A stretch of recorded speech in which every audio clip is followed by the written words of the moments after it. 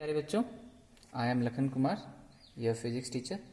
Today we will discuss about the practical of class 12th, that is to determine the angle of minimum deviation for a given prism by plotting a graph between angle of incidence and angle of deviation. Okay, तो इसके लिए table है.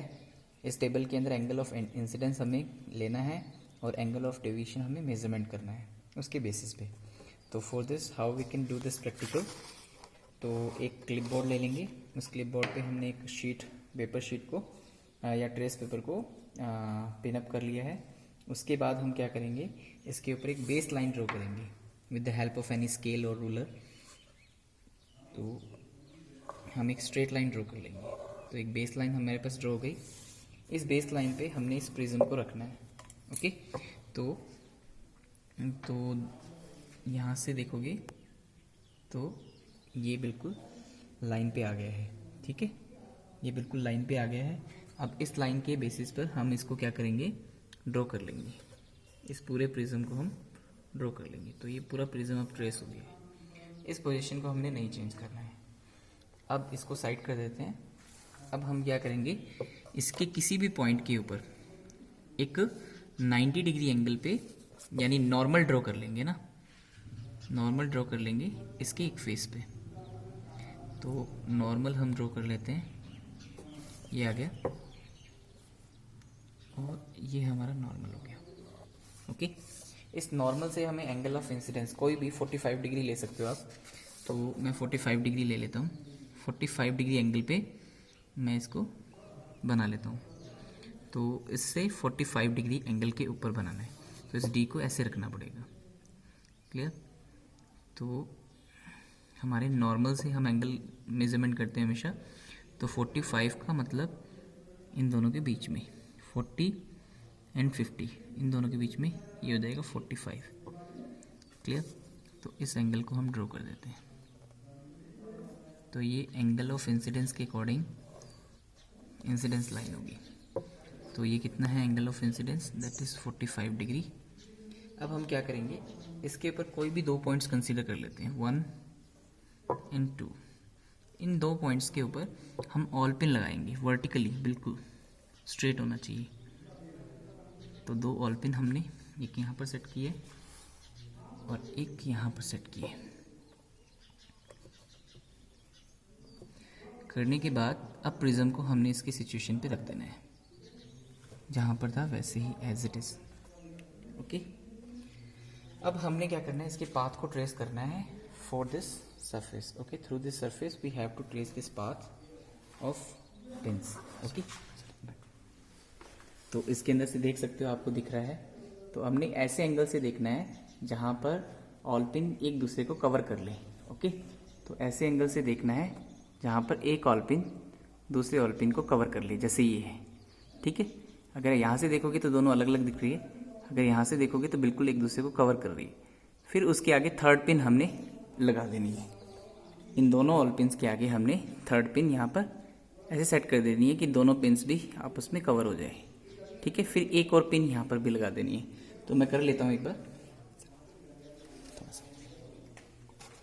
तो एक बार मैं कर लेता हूँ इसको देख करके. तो ये हो गया. इसके बेसिस पर यहाँ पर और फोर्थ पिन हम यहाँ लगा देंगे इसके आगे जस्ट, ताकि 4 पिन्स जो हैं एक ही लाइन में. तो आप देख सकते हो इसके अंदर देख सकते हो कि 4 पिन्स जो हैं वो सभी एक ही लाइन में है ना. तो एक ही लाइन के अंदर है. तो इसका मतलब हमारी ट्रेसिंग हो गई है. अब हम इन दोनों पिन्स को हटा लेंगे.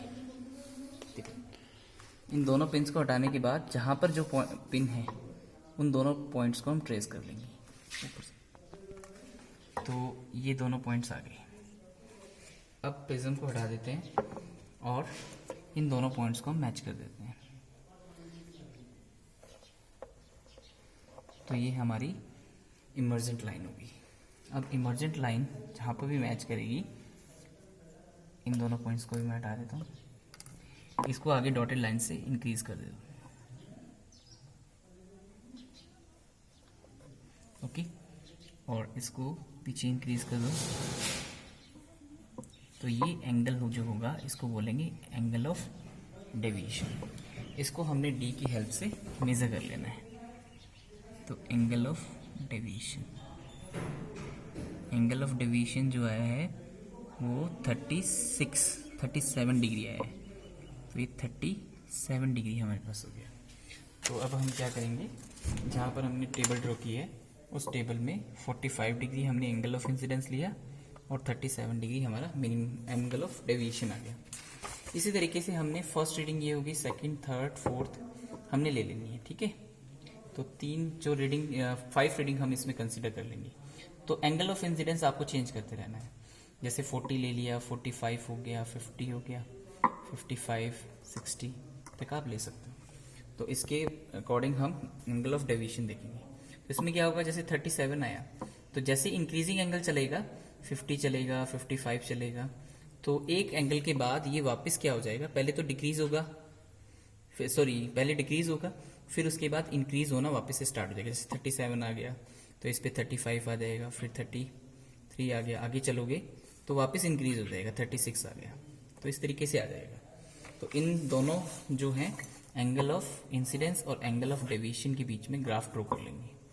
तो आई एंड डेल्टा के बीच में ग्राफ, तो वो ग्राफ कुछ ऐसा आएगा ये।